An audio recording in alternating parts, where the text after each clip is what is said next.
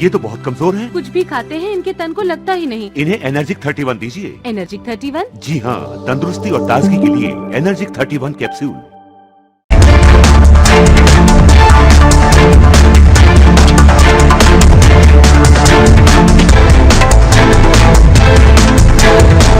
नमस्कार, मैं हूं सैयद सुहेल और आप देख रहे हैं आपका नंबर 1 शो ये भारत की बात है। उम्मीद करते हैं आप सभी पूरी तरह से फिट होंगे और बहुत बहुत सेहतमंद होंगे। आइए आपको बताते हैं आज ये भारत की बात है मैं आपके लिए क्या है खास।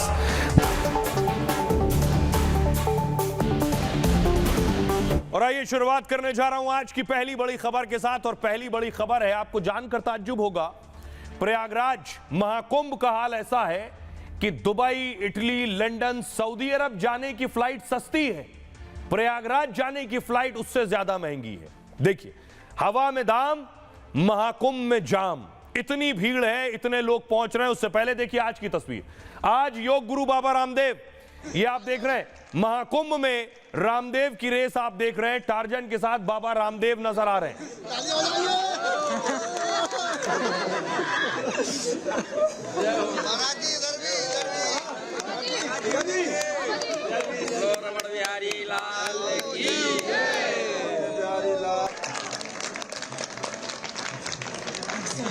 बाबा रामदेव और टार्जन को देख रहे हैं एक साथ दौड़ लगाते हुए। और आज देखिए बाबा बागेश्वर ने भी डुबकी लगा ली है। बाबा बागेश्वर के साथ बहुत से विदेशी भी मौजूद थे, संगम तट पर डुबकी लगाई है।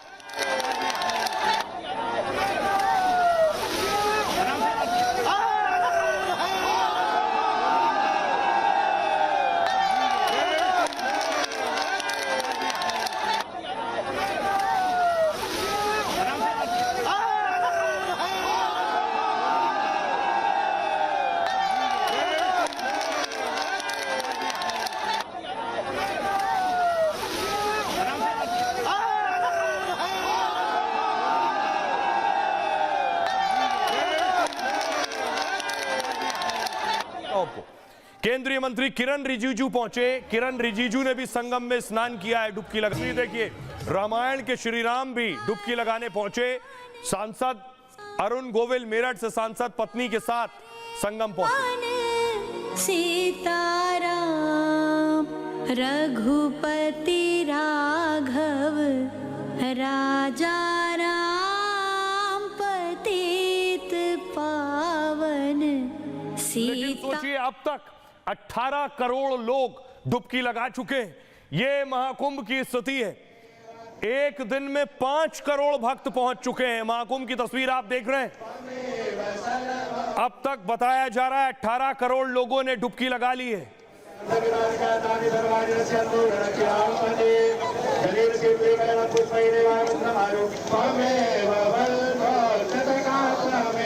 अब देखिए, सिर्फ अयोध्या, सिर्फ प्रयागराज नहीं, अयोध्या की तस्वीर देखिए।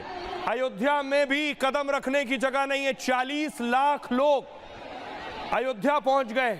रामनगरी में देखिए, यहां से वहां तक जहां आपकी नजर जाएगी, कदम रखने की जगह नहीं है, तिल और सुई रखने की जगह नहीं है, इस कदर भीड़ है।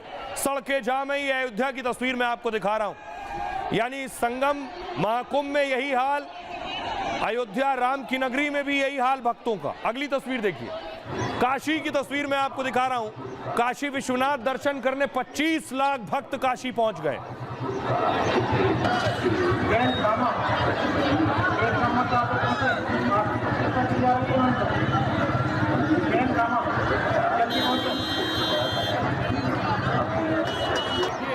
हालत ये है, स्थिति ये है कि प्रयागराज पहुंचने वालों की इतनी भीड़ है कि फ्लाइट्स के टिकट नहीं मिल रहे हैं। और दावा ये है कि दुबई, इटली और सऊदी अरब विदेश जाने वाली जो फ्लाइट्स हैं उनसे ज्यादा महंगी प्रयागराज जाने वाली फ्लाइट्स हैं।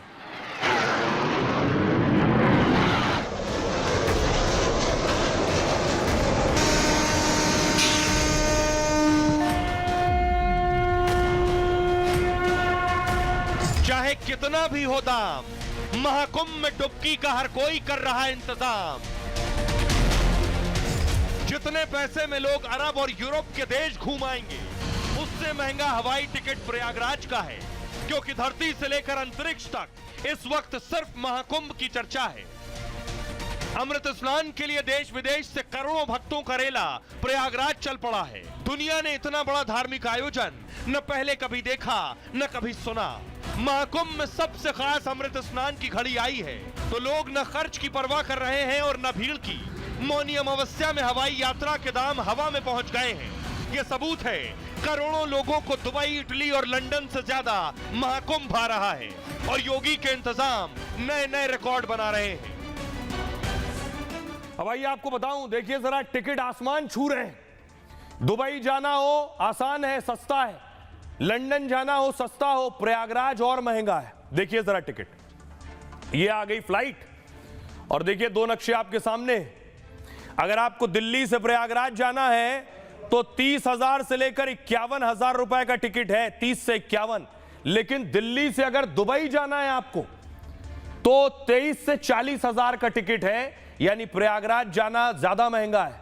दूसरा देश देखिए जरा, आप अगर लखनऊ से प्रयागराज जा रहे हैं तो 25 से 47,000 रुपए तक का टिकट है।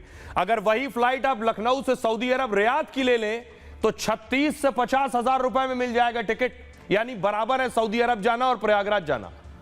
देखिए अहमदाबाद से प्रयागराज जाएंगे तो 42,000 से 64,000 का टिकट है और वहीं अहमदाबाद से लंदन जाना आसान है, लगभग 33,000 से 65,000 टिकट, लगभग टिकट बराबर है। प्रयागराज जाइए अहमदाबाद से या लंदन जाइए।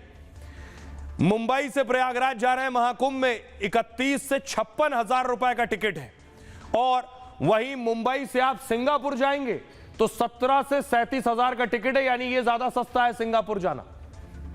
महाकुंभ जाना है, कोलकाता से फ्लाइट लेनी है, 31 से 71,000 का टिकट है और कोलकाता से पेरिस जाना है, वो टिकट 28 से 70,000 का है। बहुत फर्क नहीं है। यह बता रहा है कि धार्मिक पर्यटन जो है, रिलीजियस टूरिज्म इस कदर बढ़ गया है कि फ्लाइट की कीमतें आसमान छू रही हैं। बेंगलुरु से अगर महाकुंभ में जाना है तो 33 से 54,000 की फ्लाइट है और बेंगलुरु से सोचिए मिलान जाना है घूमने तो 19 से 52,000 की फ्लाइट है। ये जो फ्लाइट के रेट है, जो दाम है, ये बता रहा है कि महाकुंभ जाने को लेकर इस कदर क्रेज है, लोग इतनी संख्या में पहुंच रहे हैं कि फ्लाइट की कीमतें आसमान छू रही हैं। सुनिए बाबा बागेश्वर क्या कह रहे हैं, आज उन्होंने डुबकी लगाई। हमने तो डुबकी लगा ली, यहाँ बीमारियां दूर होती हैं और जो कह रहे हैं कि यहाँ बीमारियां फैल रही, यहाँ आनंद देखो तुम, हर जगह हिंदुत्व का उत्साह देखो तुम, हिंदुओं के प्रति उत्साह देखो तुम।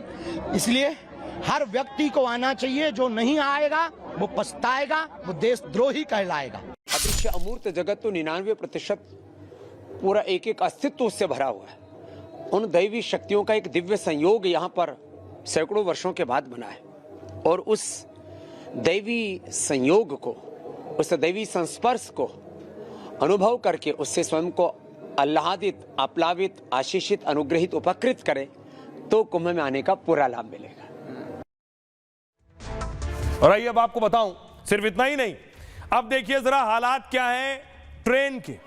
ये आप देख रहे हैं, वो तो फ्लाइट का हाल देख लिया है, ये प्रयागराज जाने वाली ट्रेन है, अलग अलग शहरों से जा रही है। गेट पर देखिए जरा हालात, खिड़कियों से लोगों को घुसना पड़ रहा है। देखिए अपना सामान खिड़कियों से डाल रहे हैं और उसके बाद जिद ये है कि महाकुंभ पहुंचना है, आस्था ये है कि महाकुंभ पहुंचना है, स्नान करना है, किसी तरह से भी निर्मल होना है।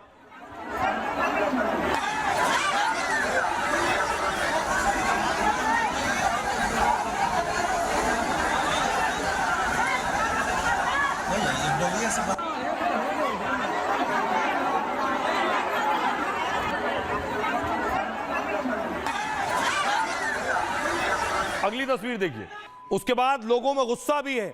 ये देख रहे हैं, महाकुंभ स्पेशल ट्रेन पर पथराव हुआ, गेट नहीं खुला, ट्रेन भर गई थी, खचाखच भरी थी, तो बाहर जो लोग थे उन्होंने पत्थर चलाने शुरू कर दिए। देखिए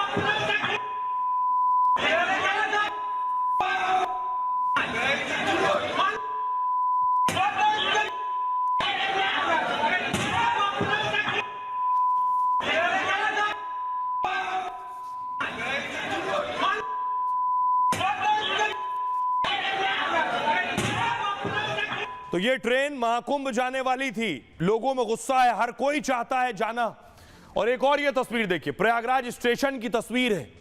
करोड़ों लोग पहुंच रहे हैं, 18 करोड़ पहुंच चुके हैं, कल 10 करोड़ पहुंचने हैं। उससे पहले जरा देखिए प्लेटफॉर्म की तस्वीर मैं आपको दिखा रहा हूं। लोग पहुंच रहे हैं, जिनके पास रहने की जगह नहीं वो वहीं प्लेटफॉर्म पर रुके हैं, वहीं सो रहे हैं। स्नान करना है परिवार के साथ, घर परिवार के साथ पहुंचे हैं और स्नान करके ही वापस जाएंगे। ये तो ट्रेन से जाने वाले। अगली तस्वीर देखिए जरा, ये है सड़क से जाने वालों का हाल। ट्रैफिक जाम की हालत आप देख रहे हैं, गाड़ियों का रेला लगा हुआ है।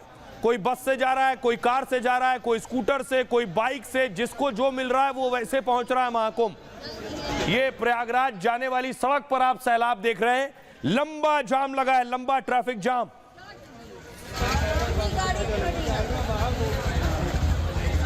और इस बीच दर्दनाक खबर भी आई, लोगों में जाने को लेकर इतना क्रेज है कि लोग रात को भी निकल रहे हैं। ये रायबरेली की तस्वीर मैं आपको दिखा रहा हूं। रायबरेली में सड़क हादसा हुआ, 4 लोगों की मौत हुई है। परिवार दरअसल जा रहा था महाकुंभ स्नान के लिए, पूरा परिवार, 4 लोगों की मौत हो गई इस हादसे में। अगली तस्वीर मैं आपको दिखाऊं। ये तस्वीरें दिखाने का मकसद ये है कि अगर आप महाकुंभ के लिए जा रहे हैं तो एहतियात बरतें, ख्याल रखें, सावधानी से गाड़ी चलाएं।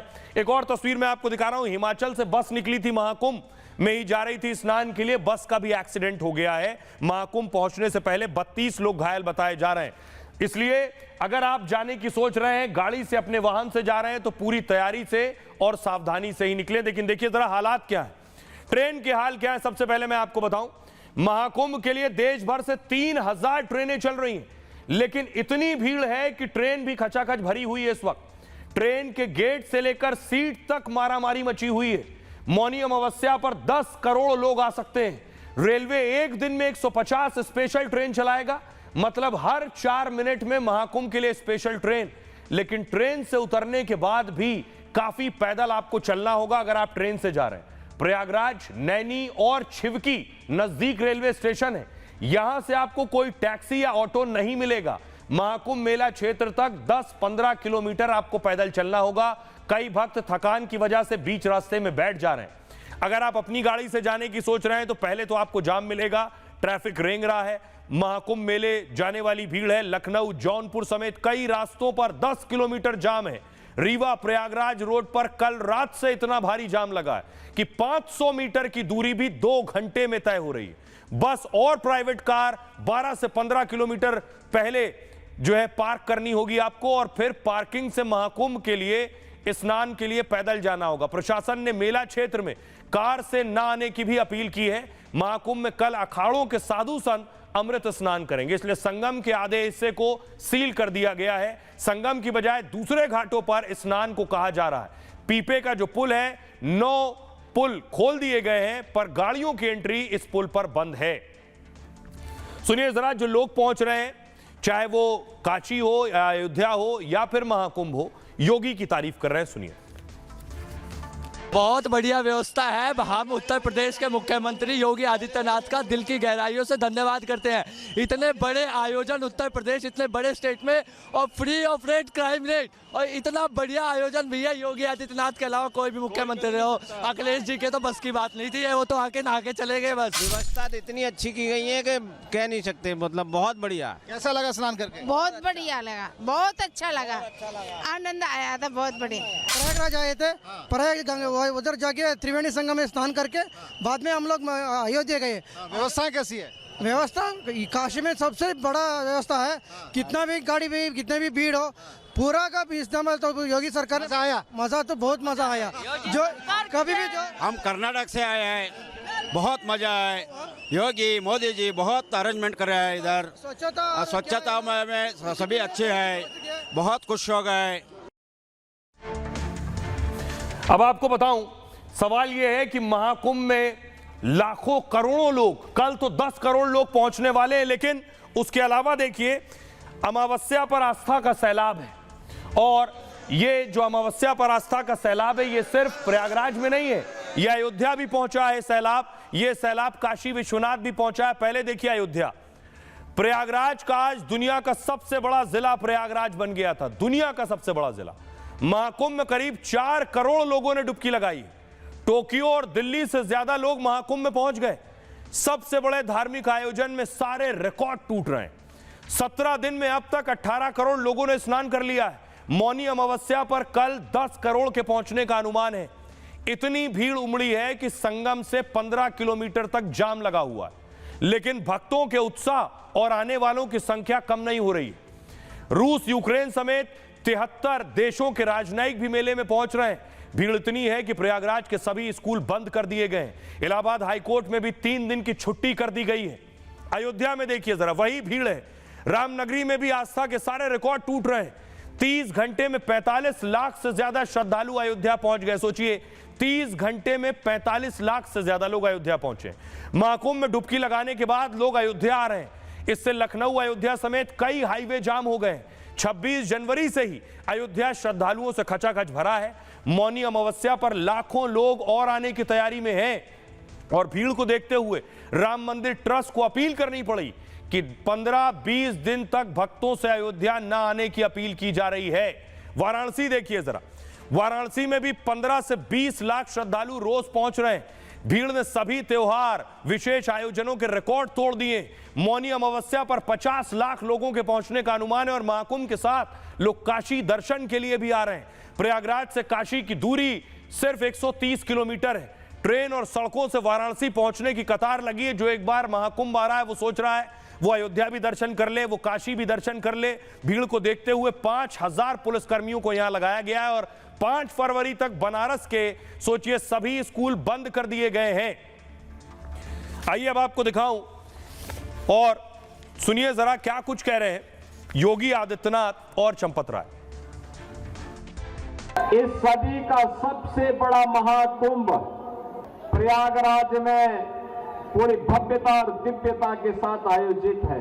अब तक लगभग 18 करोड़ श्रद्धालु त्रिवेणी के संगम में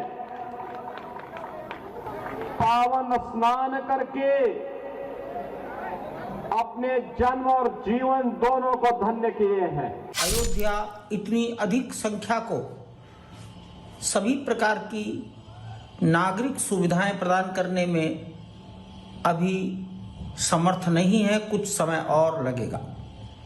मेरा निवेदन है अयोध्या के पास पड़ोस के भक्तजन 10-15 दिन बाद भी अयोध्या आ सकते हैं, ताकि ये जो बहुत दूर दूर के भक्तजन प्रयागराज में आए हैं इन्हें आसानी से अयोध्या में दर्शन मिल सकेंगे।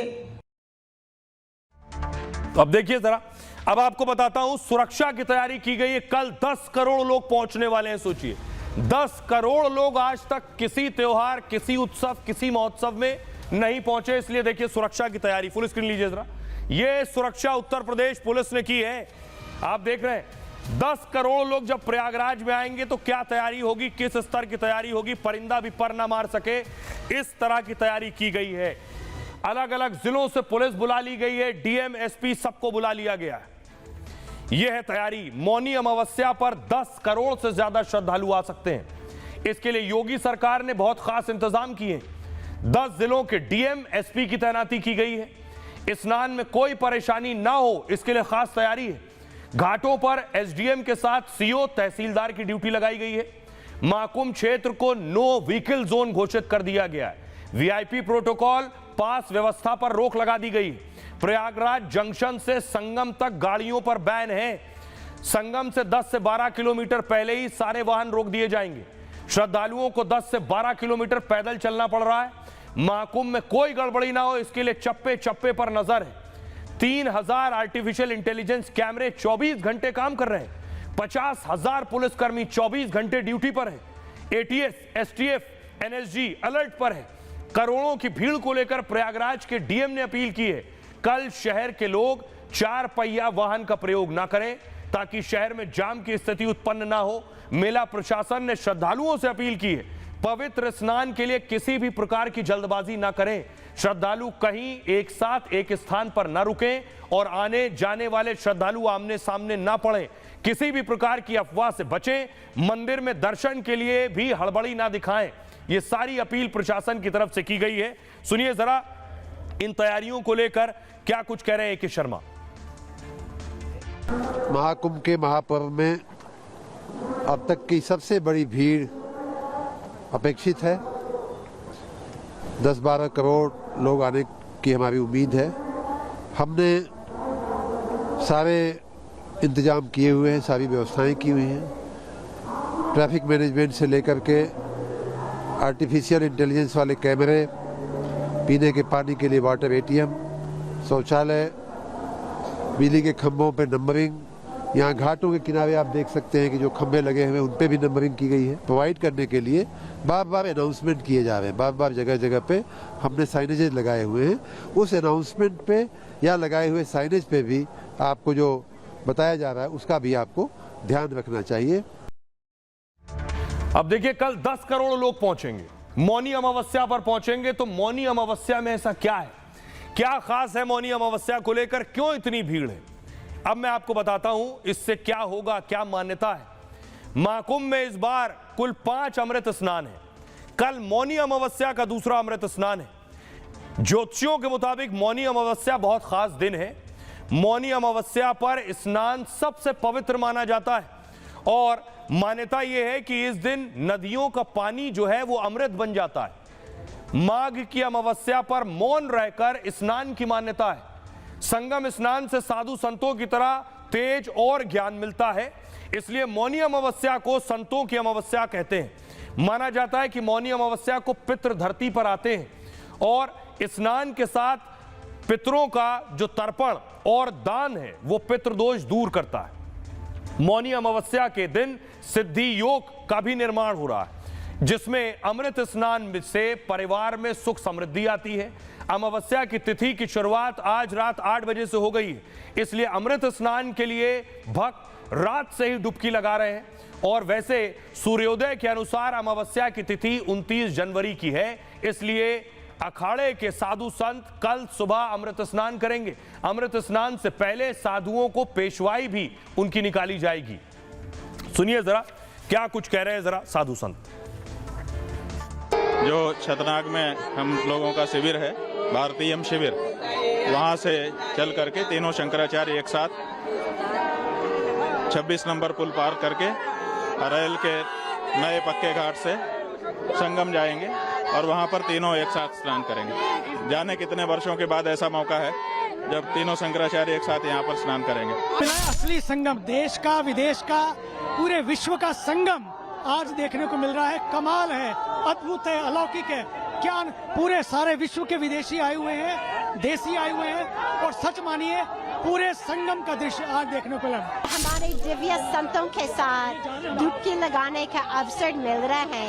ये सचमुच वसुदेव कुटुंबकम, ये एक था महाकुंभ। और जब हम मौनी अमावस्या का डुबकी लगाते हैं तो जो भीतर की मौन, भीतर की प्रकाश, उसका अनुभव करते हैं और हम पूरी विश्व के लिए प्रार्थना करते हैं कि सभी शांति प्रदान करें। और इस महाकुंभ और मौनी अमावस्या में जहां आस्था का सैलाब देखने को मिल रहा है, वहीं आस्था के बीच सियासत भी जोर पकड़ रही है। महाकुंभ में स्नान को लेकर कोई स्नान करने जा रहा है तो उस पर सियासत हो रही है, कोई स्नान करने नहीं जा रहा है तो उस पर सियासत हो रही। देखिए जरा, गृह मंत्री अमित शाह पहुंचे थे स्नान करने के लिए और तब मल्लिकार्जुन खड़गे ने कहा, क्या महाकुंभ में स्नान करने से गरीबी दूर होगी? प्रधानमंत्री मोदी और अमित शाह ने इतने पाप किए हैं कि 100 जन्म में भी स्वर्ग नहीं मिलेगा स्नान करने से। अब खड़गे पर पलटवार कर रही है बीजेपी। आज सुधांशु त्रिवेदी ने कहा, कांग्रेस नेता खड़गे ने सनातन का अपमान किया है, कांग्रेस हिंदुत्व को ध्वस्त करना चाहती है। कांग्रेस पार्टी के मुंह से सच सामने आ गया, वो केवल हिंदुओं के खिलाफ ही ऐसे बयान देते हैं। मैं उनको बता देना चाहता हूं, महाकुंभ से 2.5 लाख करोड़ रुपए की कमाई होगी। भूपेश बघेल ने कहा, सारे संतों ने कहा है आप बाहर सफाई ना करें, मन में जो मलिनता है उसे साफ करें, पाप करो और डुबकी लगाओ तो आपका पाप कट जाने की गारंटी नहीं है। खड़गे जी ने ढकोसला और ढोंग का विरोध किया है। अजय आलोक ने कहा, खड़गे जी की उम्र हो गई है, वो रह रहकर खड़क जाते हैं, इटली जाकर नदी में डुबकी लगाएं। इटली की नदी में डुबकी लगाने से परिवार के प्रति भक्ति और बढ़ जाएगी। डिंपल यादव ने कहा कुंभ मेले के आयोजन पर राजनीति करना गलत है। जो पैसे खर्च किए जा रहे हैं वो टैक्स के पैसे हैं। बीजेपी अपनी नाकामियों को छिपाने के लिए कुंभ को बढ़ा चढ़ाकर पेश कर रही है। यूपी में स्वास्थ्य और शिक्षा की स्थिति खराब है। तरुण चुग कह रहे हैं कुछ लोगों की सनातन को गाली देने की आदत बन गई। क्या इफ्तार पार्टी में जाने से गरीबी दूर हो जाती है? मुख्तार अब्बास नकवी कह रहे हैं महाकुंभ पर जो लोग सियासत कर रहे हैं उनको एक बार गंगा जी में डुबकी लगानी चाहिए। रामदास अठावले कह रहे हैं खड़गे का बयान हिंदू धर्म का बड़ा अपमान है। महाकुंभ में डुबकी मारने की परंपरा है, वहां करोड़ों लोग अपनी आस्था के लिए जा रहे हैं। सुनिए सियासतदानों को। इन्होंने तो एक भी डुबकी लगाई नहीं, 75 साल में गरीबी दूर करी नहीं। हमने डुबकी भी लगाई है, सनातन धर्म का सम्मान भी किया है और गरीबी भी दूर करने का काम किया है। मोदी जी के 10 साल के राज में 25 करोड़ लोग गरीबी रेखा के ऊपर आए हैं और घर, गैस, बिजली, पीने का पानी, शौचालय, 5 किलो फ्री अनाज और 5 लाख का इलाज हमने गरीबों को पहुंचाया। कांग्रेस पार्टी के मुंह से अनायास स्वतः निकलता है क्योंकि ये उनकी सहज प्रवृत्ति का हिस्सा है। भारतीय संस्कृति, हिंदू धर्म और सनातन धर्म के ऊपर घटिया, ओछे, आपत्तिजनक बयान दे। आस्था पर चोट करने वाले कांग्रेसियों, सपाइयों, कान खोल करके सुन लो, ये महाकुंभ 2025 कोई किसी दल का नहीं है। ये पूरे देश और दुनिया में रहने वाले अनगिनत आस्थावानों का है। आस्था पे चोट करोगे तो कांग्रेस पर भी चोट होगी, सपा पर भी चोट होगी और ये सब मिट जाएंगे। विपक्ष के नेता के तौर पर श्री मल्लिकार्जुन खड़गे नहीं उठाएंगे तो क्या इसको उठाने के लिए ट्रंप आएंगे या इसको उठाने के लिए कोई और आएगा, कहीं से और लाया जाएगा? तो विपक्ष का धर्म है। तो श्री मल्लिकार्जुन खड़गे जी ने जो विपक्ष धर्म है वो निभाया है और विपक्ष धर्म को अपने धर्म का पालन कर रहा ही राष्ट्र धर्म है। लेकिन इसके ऊपर भी अगर लोग जो है वो सियासत कर रहे हो तो निश्चित तौर से उनको एक बार जो है गंगा जी में डुबकी लगानी चाहिए। उनका जो है वो गुरूर और सुरूर जो है वो कम से कम धुल जाए। अदरवाइज तो ये इसी तरह के जो है वो बकवास बहादुरी करते रहेंगे और जनता इनका बंटाधार करती रहेगी। और आइए शुरू करते हैं आज की एक और बड़ी खबर। बड़ी खबर सियासत से है। सियासतदानों को सुन लिया, लेकिन दिल्ली में आज सियासी हाई वोल्टेज था। दिल्ली दूर नहीं है, सबने पूरी ताकत झोंक दी है। बीजेपी ने अपने सारे बड़े मंत्री और नेताओं को उतार दिया है। गृह मंत्री अमित शाह आज दिल्ली में थे, योगी आदित्यनाथ, राहुल गांधी भी आज सामने आए, प्रचार कर रहे थे और अरविंद केजरीवाल भी पूरी जोर आजमाइश कर रहे हैं। सबसे पहले देखिए जरा, गृह मंत्री अमित शाह ने दिल्ली में रोड शो निकाला है। गृह मंत्री का रोड शो आप देख रहे हैं। रोड शो के साथ गृह मंत्री ने रैली भी की है और केजरीवाल पर जमकर हमला भी किया है।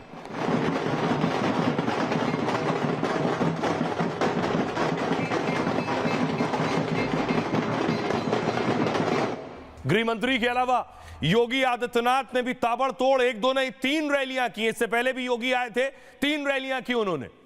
दोनों को चिंता तो भाईजान को अवैध जमीन माफिया के रूप में कब्जा कराने की जो प्रवृत्ति थी उस पर लगने वाले अंकुश से है। व्यक्ति ने पिछले 10 वर्षों से दिल्ली की योगी दिल्ली में थे तो दूसरी तरफ देखिए जरा, राहुल गांधी आज मंदिर में थे।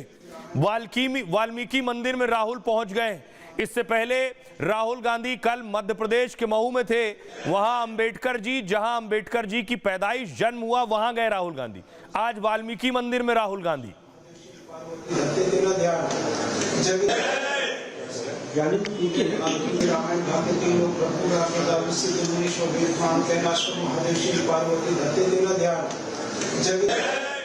उसके बाद देखिए राहुल गांधी लोगों से भी मिले और राहुल गांधी ने रैली भी की और उनके निशाने पर अरविंद केजरीवाल थे। राहुल गांधी का टारगेट अरविंद केजरीवाल, क्योंकि उन्हीं से वोट छीनने।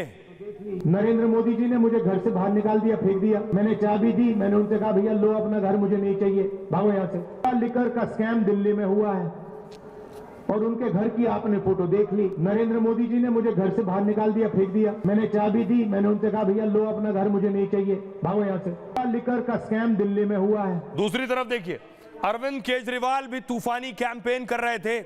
अरविंद केजरीवाल भी प्रचार कर रहे हैं और अपने मुख्यमंत्री भगवंत मान को भी लगाया है। गोंडा और करावल नगर में रैली की है। मैंने कहा बनिए का बेटा हूँ, जादूगर हूँ, जादूगर। और अब देखिए, और अब आम आदमी पार्टी के लिए प्रचार करने अखिलेश यादव आ रहे हैं, शत्रुघ्न सिन्हा आ रहे हैं, बदरुद्दीन अजमल भी साथ में उतर गए और सपा नेता इकरा हसन भी प्रचार करेंगी।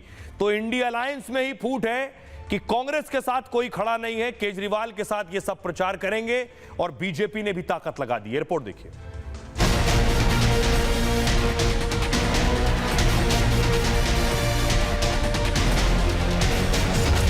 जितनी योजनाएं कह रहा हूँ सारी पूरी करूंगा, पैसे की चिंता मत करना, आम खाने से मतलब है, कुछ नहीं गिनने से मतलब है। केजरीवाल जी मोदी जी की आयुष्मान भारत योजना रोक कर बैठे हैं। दिल्ली सरकार बनते ही पहली ही कैबिनेट में दिल्ली वासियों का 10 लाख तक का इलाज पूरा मुफ्त हो जाए। मैंने कहा था बिजली फ्री करूंगा, फ्री कर दी। मैंने कहा था पानी फ्री करूंगा, पानी फ्री कर दिया।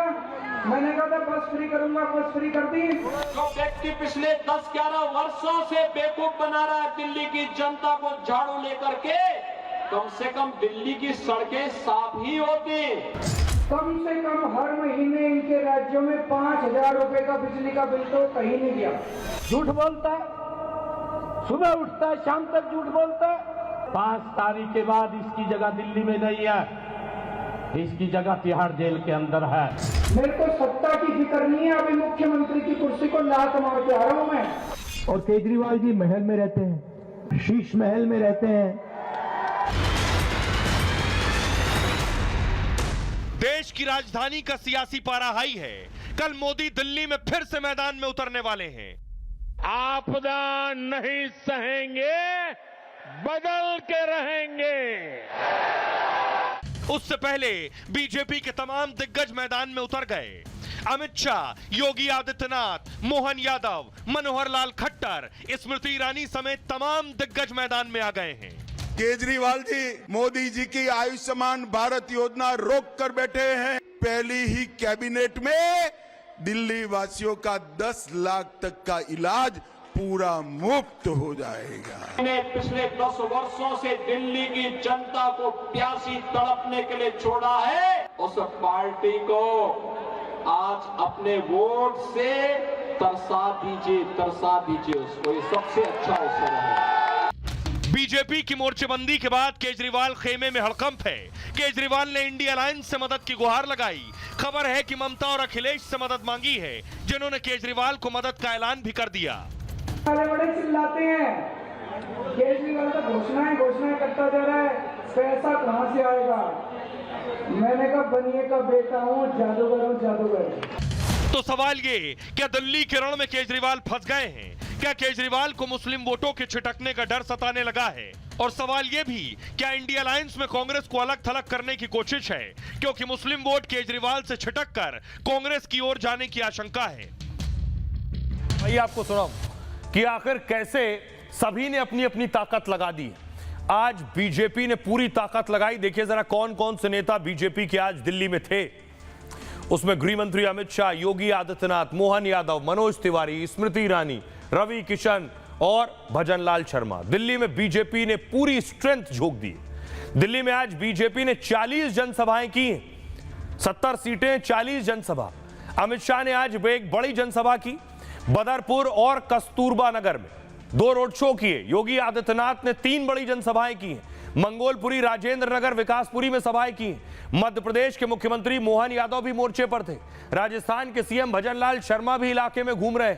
हरियाणा के पूर्व सीएम और केंद्रीय मंत्री मनोहर लाल खट्टर भी लगे।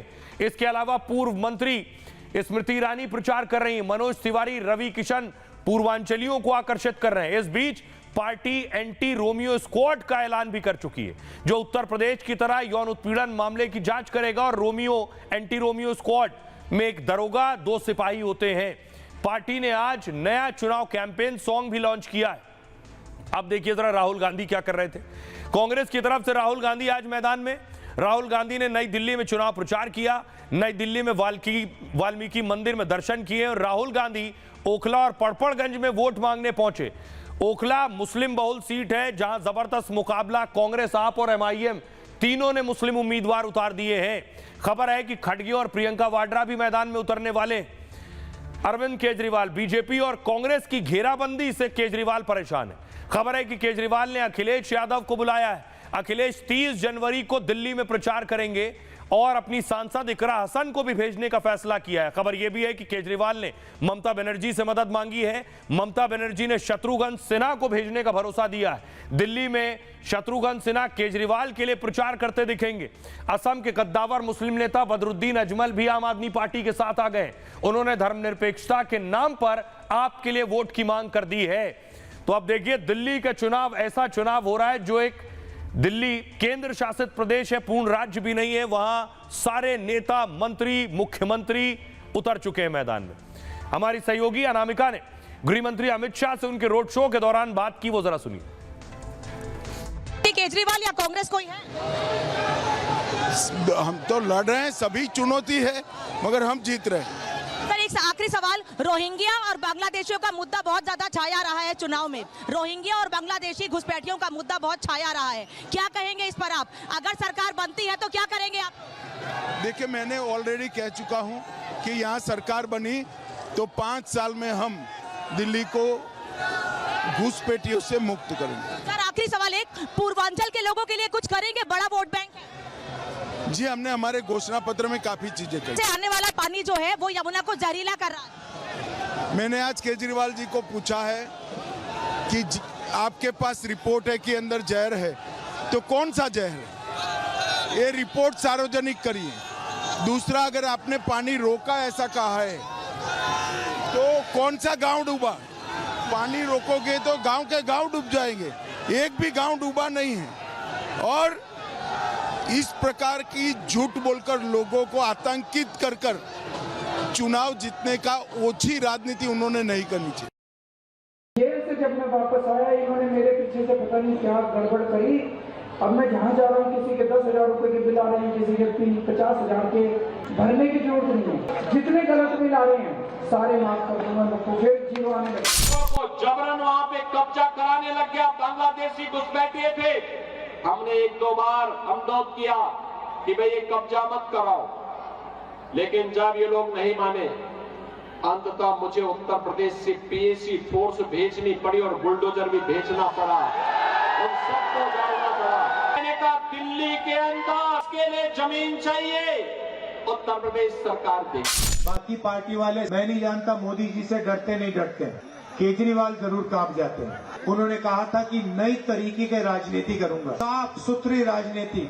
लिकर स्कैम, सबसे बड़ा भ्रष्टाचार दिल्ली में केजरीवाल जी और उनकी पार्टी ने किया। सुपरहिट लेकर जो पार्टी जाती है, सकारात्मक बातें करती है, सकारात्मक मुद्दों पर राजनीति करती है, उन्हें जनता चुनती है। मुझे लगता है कि इस चुनाव में नेता, नैरेटिव और नीति सिर्फ आम आदमी पार्टी के पास है, इसीलिए आम आदमी पार्टी की विजय निश्चित है। लेकिन आम आदमी पार्टी के लिए यहाँ सब स्वतंत्र हैं, वो समर्थन देना चाहें। कोई हम दादागिरी से थोड़े एक दूसरे को कहेंगे साहब वहां नहीं जा सकते, यहाँ नहीं जा सकते, कोई शाखा थोड़ी चल रही है। उन बदरुद्दीन अजमल का सीधे अखिलेश यादव और आम आदमी पार्टी को सपोर्ट करने का आह्वान करना दिखाता है कि अब दूध का दूध, पानी का पानी हो गया है, और इसीलिए ये फर्जी वोट बनवाना, उनको साथ में रखना, अब ये पर्दे के पीछे का खेल पर्दे के सामने आ गया है। अब ये लड़ाई और दिलचस्प होने जा रही है। केजरीवाल अकेले बीजेपी से नहीं लड़ रहे हैं, उन्हें अरविंद केजरीवाल को राहुल गांधी और कांग्रेस पार्टी से भी लड़ना है। अब एक और पार्टी आ गई MIM, केजरीवाल को अब उनसे भी लड़ना है। तो केजरीवाल को तिहरी लड़ाई लड़नी है, बीजेपी, कांग्रेस और MIM। अगली तस्वीर जो मैं आपको दिखाने जा रहा हूं, ये ताहिर हुसैन और ये शफाउर रहमान, दिल्ली दंगे के दोनों आरोपी, और दोनों को असदुद्दीन ओवैसी ने टिकट दे दिया है। और बड़ी चीज यह है कि ताहिर हुसैन जो अभी तक जेल में थे, कोर्ट ने उन्हें प्रचार की इजाजत दे दी है। यानी ये जो कटघरे में आप ताहिर हुसैन को देख रहे हैं, ये अब बाहर निकलेंगे, दिल्ली में प्रचार करेंगे अपनी सीट के लिए। अब कैसे इन्हें जमानत मिली है या पैरोल मिली है, इजाजत मिली है प्रचार के लिए, ताहिर हुसैन चुनाव प्रचार कर सकेगा। सुप्रीम कोर्ट ने ताहिर को प्रचार की इजाजत दी है। सुप्रीम कोर्ट ने ताहिर को 6 दिन की कस्टडी पैरोल दी है। कस्टडी पैरोल क्या, बताऊंगा मैं आपको। MIM कैंडिडेट ताहिर ने प्रचार की इजाजत मांगी थी। ताहिर हुसैन के वकील ने केजरीवाल का हवाला दिया था कि केजरीवाल जेल में थे। सुप्रीम कोर्ट ने लोकसभा चुनाव में केजरीवाल को प्रचार की इजाजत दी थी। दोनों पक्षों को सुनने के बाद सुप्रीम कोर्ट ने ताहिर को जमानत दे दी। अब ताहिर हुसैन के वकील सिद्धार्थ अग्रवाल थे, उन्होंने कहा चुनाव में सिर्फ 4 दिन बचे माय लॉर्ड, प्रचार के लिए जल्द अंतरिम जमानत दी जाए। चुनाव प्रचार के लोगों के बीच जाना होगा।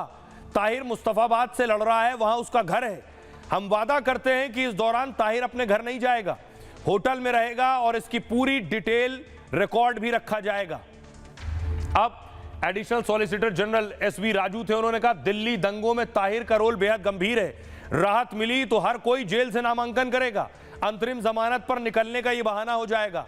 ताहिर पर आईबी अधिकारी की हत्या का आरोप है, दिल्ली में दंगा फैलाने का आरोप है। दंगे में 56 लोगों की मौत हुई। सुप्रीम कोर्ट की शर्त है ताहिर पर कितने मामले हैं सुप्रीम कोर्ट ने पूछा। दंगों के अलावा और कितने में जमानत नहीं मिली है उसे। इसके बाद सुप्रीम कोर्ट ने ताहिर को कस्टडी पैरोल दी है। ताहिर हुसैन 29 जनवरी से 3 फरवरी तक बाहर आकर प्रचार करेगा कस्टडी पैरोल में। शर्त यह है कि पुलिस कस्टडी में जेल से बाहर आएगा सुबह, दिन के 12 घंटे चुनाव प्रचार करेगा। मोहम्मद ताहिर को फिर जेल में लौट जाना है प्रचार के बाद। मुस्तफाबाद स्थित अपने घर में नहीं जाएगा। प्रचार के दौरान पुलिस अधिकारी साथ रहेंगे। ताहिर को पुलिस सुरक्षा का खर्च उठाना होगा और 6 दिन की सुरक्षा के करीब 15 लाख रुपए देने होंगे। यह है शर्त। अब ताहिर बाहर आएगा, प्रचार करेगा तो अरविंद केजरीवाल को और ज्यादा मुश्किलें होंगी। सुनिए क्या कह रहे हैं शादाब हुसैन। देखिए, मैं बहुत ही ज़्यादा दिल की गहराइयों से सुप्रीम कोर्ट का शुक्रिया अदा करना चाहता हूं कि उन्होंने हमारे को इतना रिलीफ दिया और ये अल्हम्दुलिल्लाह बहुत अच्छा फ़ैसला है हमारे लिए। और इंशाअल्लाह अब जिस तरीके से चुनाव में मेरे वालिद साहब कल आएंगे और इसमें और ज़्यादा बूस्ट होगा। पैरोल मिली है उसका पूरा हम पालन करेंगे और आवाम भी बहुत बेसब्री से इंतज़ार कर रही है। हम फैमिली मेम्बर्स भी बहुत ज़्यादा बेसब्री से इंतज़ार कर रहे हैं और इंशाल्लाह बहुत अच्छा हमारा माहौल यहाँ पर रहेगा। पहले भी पतंग थी और इस बार इंशाल्लाह पूरे विधानसभा में पतंग और मजबूती से होगी। लेकिन दिल्ली का घमासान और बड़ा हो गया है। कैसे? दिल्ली की यमुना को लेकर सियासत तेज हो गई। केजरीवाल ने दावा किया कि इसमें हरियाणा जहर मिलाकर दिल्ली में भेज रहा है यमुना। अगली तस्वीर दिखाऊं, उसके बाद बाकायदा चुनाव आयोग से शिकायत करने पहुंच गई आम आदमी पार्टी। अगली तस्वीर देखिए, फिर आम आदमी पार्टी पहुंची तो बीजेपी भी चुनाव आयोग पहुंच गई शिकायत करने के लिए। और केजरीवाल ने कहा हरियाणा जहर मिलाकर भेज रहा है तो केजरीवाल के खिलाफ प्रदर्शन शुरू हो गया। ये देखिए, हरियाणा में केजरीवाल का पुतला जलाया गया कि केजरीवाल हरियाणा को बदनाम कर रहे हैं।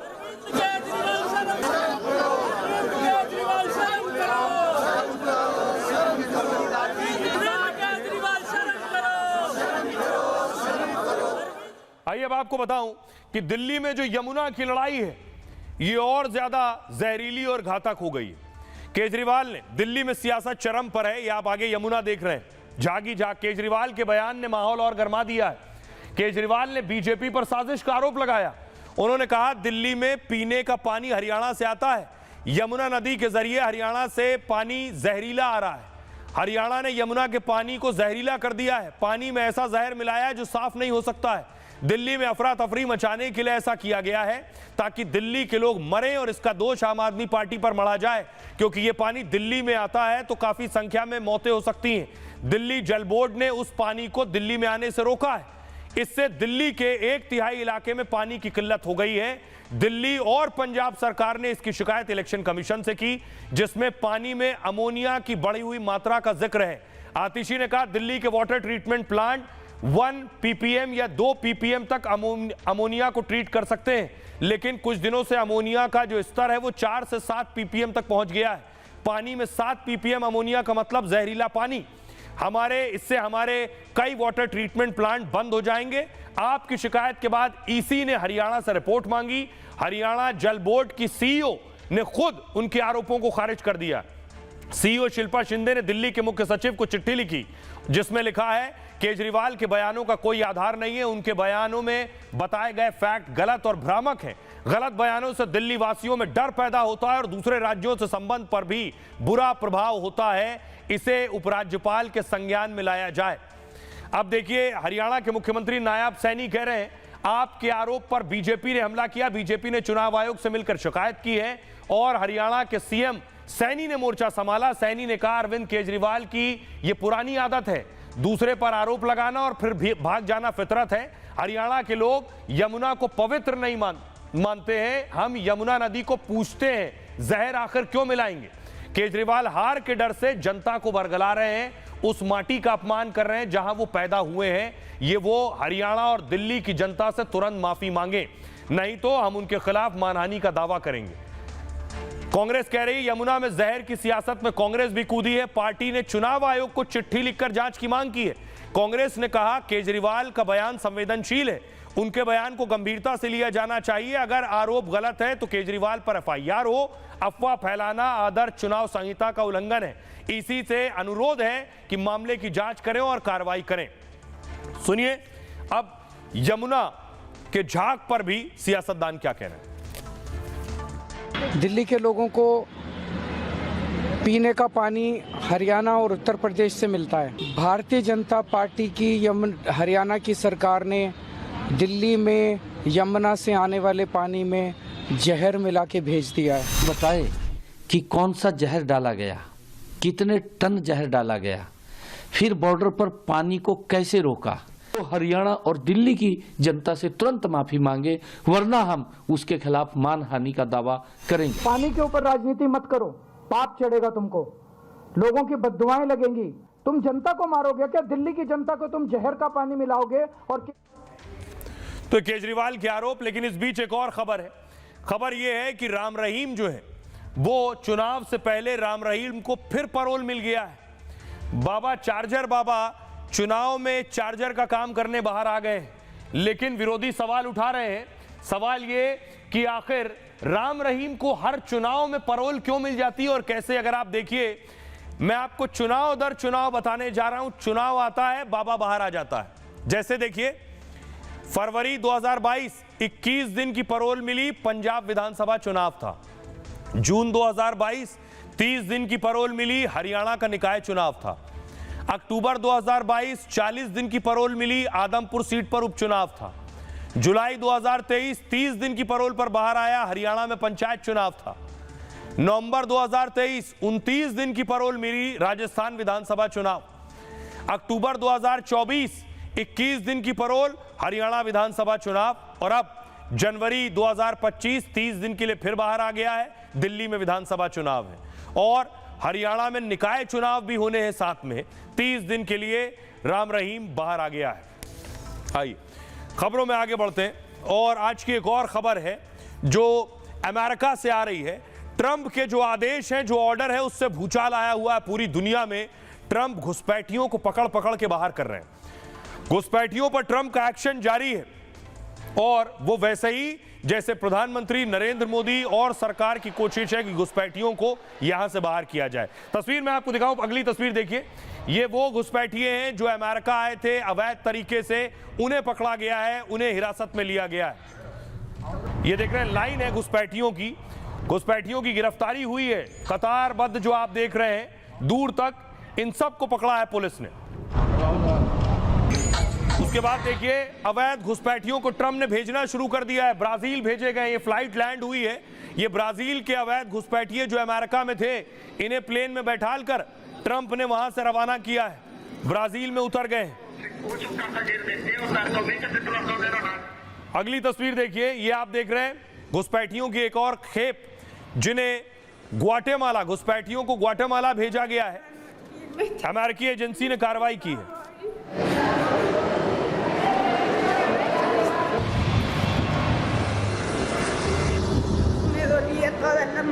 और इसलिए ट्रंप के खिलाफ प्रदर्शन भी हो रहा है। अमेरिका में ही प्रदर्शन हो रहा है। ये तस्वीर देखिए जरा, अवैध घुसपैठियों पर एक्शन हुआ है। अमेरिका में ट्रंप के खिलाफ लोग सड़कों पर उतर आए।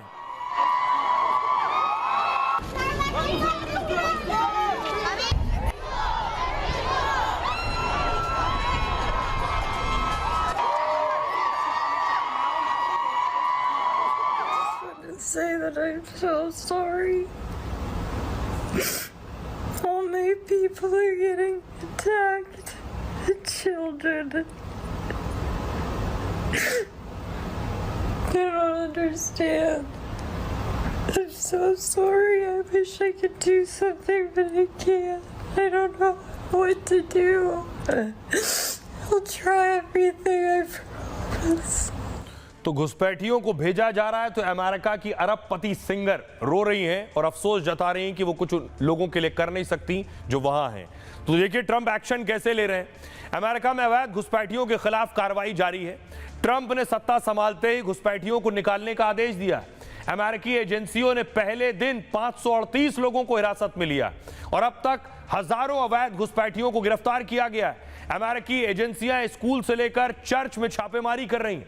अवैध घुसपैठियों को खोजा जा रहा है। सबसे ज्यादा आपराधिक छवि वाले घुसपैठियों की तलाश है और बाहरी देशों से आए वो लोग जिनके खिलाफ अमेरिका में केस दर्ज हैं। ट्रंप ने राष्ट्रपति पद की शपथ लेने के बाद कहा था बहुत सारे घुसपैठी अपराध और तस्करी के कामों में लिप्त हैं। हमारी सरकार ऐसे लोगों को उनके देश वापस भेज रही है। रविवार को शिकागो में 956 लोगों को गिरफ्तार किया गया। ये एक दिन में पकड़े गए घुसपैठियों की सबसे ज्यादा संख्या है। ट्रंप के पिछले कार्यकाल में 7.5 लाख से ज्यादा लोगों को बाहर निकाला गया था। ट्रंप ने प्रधानमंत्री नरेंद्र मोदी से कल बात की फोन पर, क्योंकि बहुत से भारतीय भी वहां हैं जिन्हें भेजा जाना है। फरवरी में मोदी और ट्रंप मिलेंगे। मोदी अमेरिका जाएंगे। अमेरिका से 18,000 भारतीयों को वापस भेजा जा सकता है। भारत ने इसको लेकर ट्रंप के साथ मिलकर काम करने की बात की है और अमेरिका की कई संस्थाएं चाहती हैं कि मोदी घुसपैठियों के मुद्दे पर ट्रंप से बात करें। लोगों को लगता है कि मोदी ट्रंप को आसान तरीका अपनाने के लिए मना सकते हैं। फरवरी में अपने दौरे के दौरान मोदी ट्रंप से इस पर चर्चा कर सकते हैं। आइए अब आपको सुनवाता हूं, सुनिए जरा डोनाल्ड ट्रंप क्या कह रहे हैं। इतिहास में पहली बार हम अवैध विदेशियों का पता लगा रहे हैं और उन्हें सैन्य विमानों में भरकर उन स्थानों पर वापस भेज रहे हैं जहां से वो आए थे। अमेरिका का पूरी दुनिया में सम्मान बढ़ रहा है। हमने हर देश को स्पष्ट कर दिया है कि वे अपने लोगों को वापस ले जाएं। अगर वो ऐसा नहीं करते हैं तो उन्हें आर्थिक नुकसान उठाना पड़ेगा। आइए खबरों में आगे बढ़ते हैं। आज की एक और बड़ी खबर है। बागपत में एक बड़ा हादसा हो गया और इसमें 7 लोगों की मौत हो गई। एक धार्मिक कार्यक्रम चल रहा था, उस दौरान मंच गिर गया है और मंच गिरने के साथ ही दर्जनों लोग इसके नीचे दब गए हैं और कई लोगों की जान चली गई।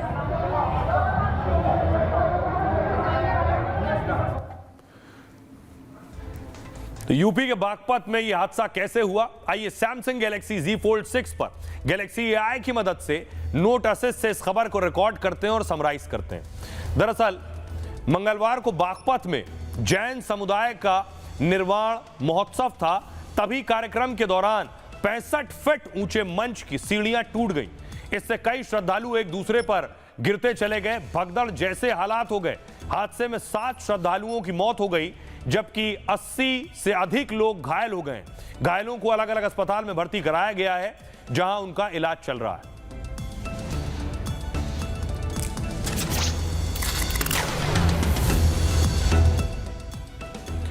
तो ये था आपके लिए सरल अंदाज में खबरों की सटीक पेशकश गैलेक्सी AI की मदद से सैमसंग गैलेक्सी Z Fold 6 पर। बहरहाल ये भारत की बात है में इतना ही। आप अपना और अपनों का बहुत बहुत ख्याल रखिए। अगर शो मिस हो गया है तो आप इसे YouTube पर भी देख सकते हैं।